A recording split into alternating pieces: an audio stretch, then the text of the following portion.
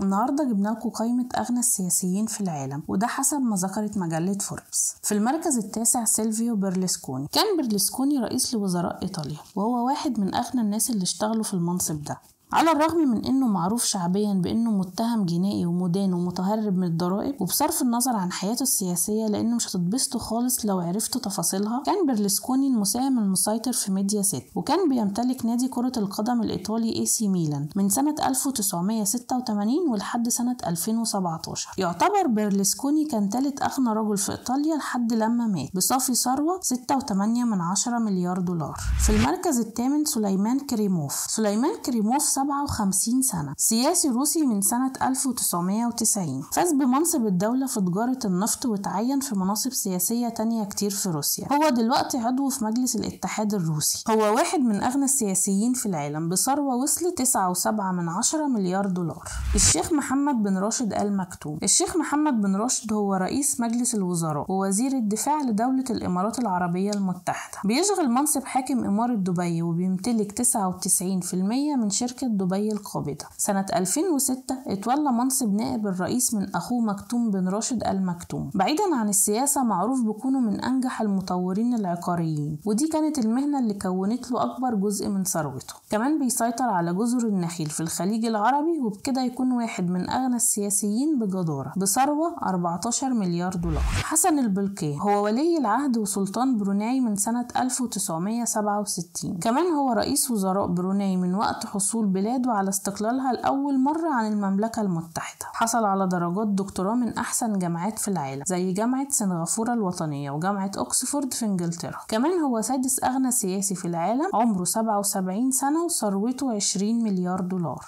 الأمير الوليد بن طلال آل سعود.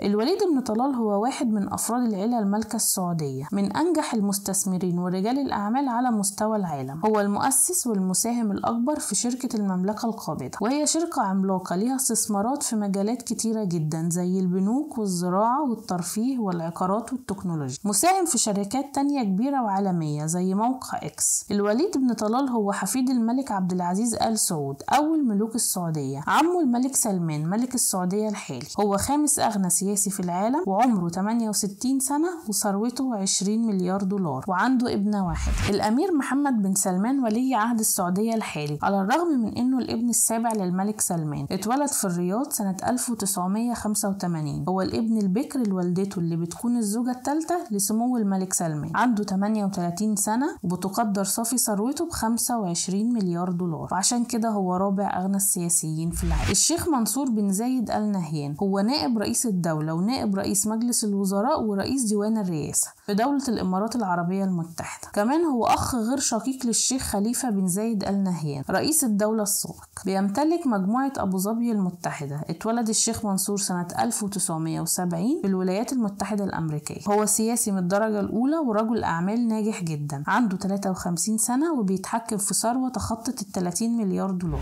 ناها فجيرة هو ملك تايلاند بعد وفاة والده سنة 2016. اتولى الحكم وهو عنده 64 سنة، يعتبر أكبر من تولي حكم تايلاند. ماها حاليا عنده 71 سنة وهو أغنى ملك في العالم بثروة 50 مليار دولار. أما بقى المتربع على القمة فهو فلاديمير بوتين. فلاديمير بوتين هو رئيس روسيا، كان رئيس للوزراء من سنة 1999 لسنة 2000 ومرة تانية سنة 2008. سنة 2012 وبعد فوزه في انتخابات الرئاسة بقى رئيس لروسيا ولحد دلوقتي. يعتبر بوتين من أقوى الرجال في العالم بسبب طريقة حكم روسيا وذكائه وقوة سيطرته على الحكم. هو أغنى سياسي في العالم، عنده 71 سنة وثروته 70 مليار دولار. اعملوا لايك للفيديو لو انتوا حابين نكمل في سلسلة فيديوهات أغنياء 2023.